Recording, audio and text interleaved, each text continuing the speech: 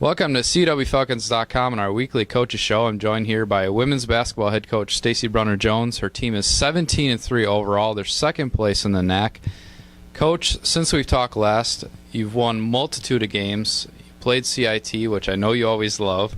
And last night you defeated Lakeland at home in a very tough game. You really pulled it out in the second half. The first half to second half, what was the difference there? Well, we played defense the second half, I think a little bit better, and we rebounded. We talked about, I think we were down by 2 rebounds at half, and that's one of our goals, is to out-rebound, obviously, the other team, and I think we ended up out-rebounding them by 20 or something like that, and that was a huge point in the halftime speech. But also that we were not attacking the basket in the first half. We were a little bit too passive in the second half. I think that showed we actually were attacking the basket. We got nice layups. We finished our layups and continued to get to the free throw line and actually make free throws. Now, since you've been here in your 10 years, your team has always been ranked nationally very high and not turning the ball over. This year and in the last couple of years, you've always talked about rebounding and stressing rebounding. Why is that, and are there any type of drills you do in practice to be a better rebounding team?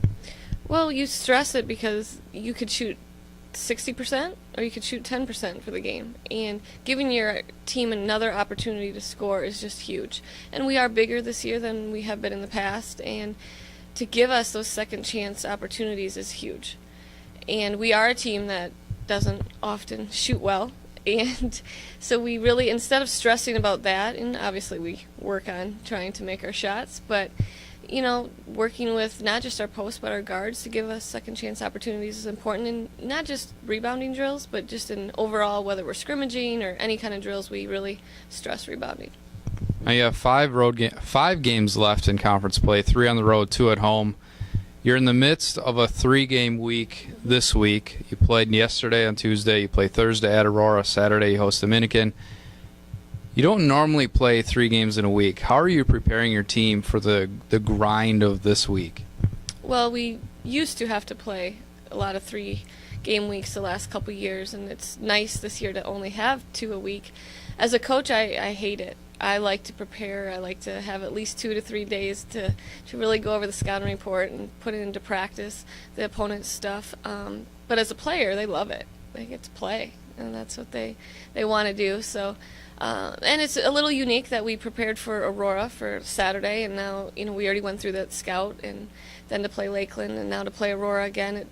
I think today is going to be crucial. Obviously, we'll do the same thing we normally do: watch film, scouting report, go to practice, and you just you take one game at a time, no matter if it's the beginning of the season or at the end.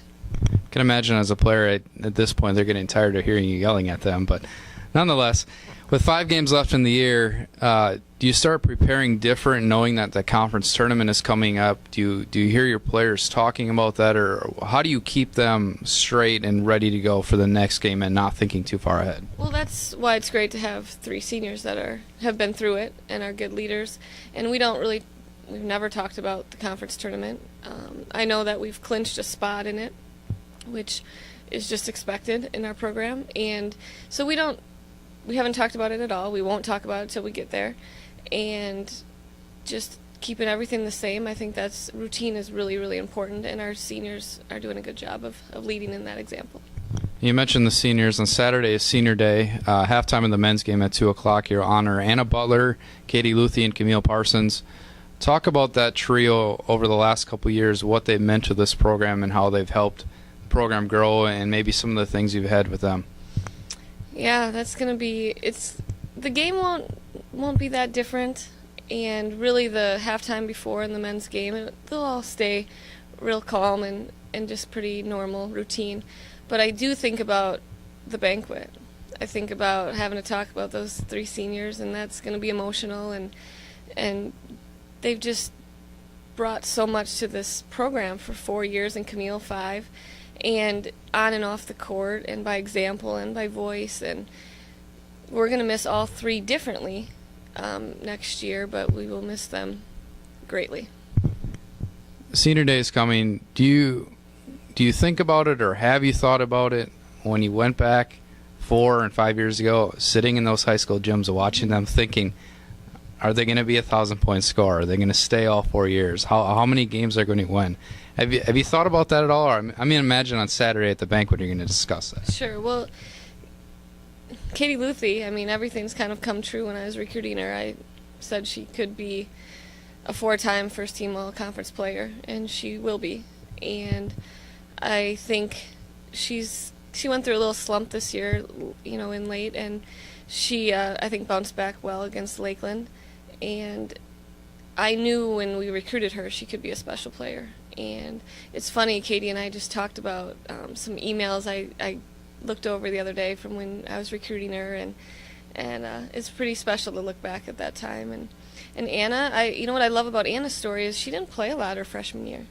And not all kids get to be Katie Luthi, come in and be the Rookie of the Year and play all the time. And Anna had a different journey there, and I think that helps the other players that maybe a freshman who isn't playing right now, and Camille, as a fifth-year kid, to have the experiences she's had playing and then being injured for a whole year, and she's just a great leader, and she's been good. So all three of them are just special kids, and we have a lot left to play for with all three of them. Now, your three seniors have obviously been the rock for this year's team. They have leadership and scoring and rebounding. But you have some sophomores on this team who are really starting to excel, and one of them being Maddie Landgraf. Last night against Lakeland, you started her. She scored a career-high, tying 20 points. Is that something we're going to continue to see her in the starting lineup, or where is she going to be? Because we know that she can provide that instant spark offensively when you do put her in. Right. Well, it's really going to be game by game.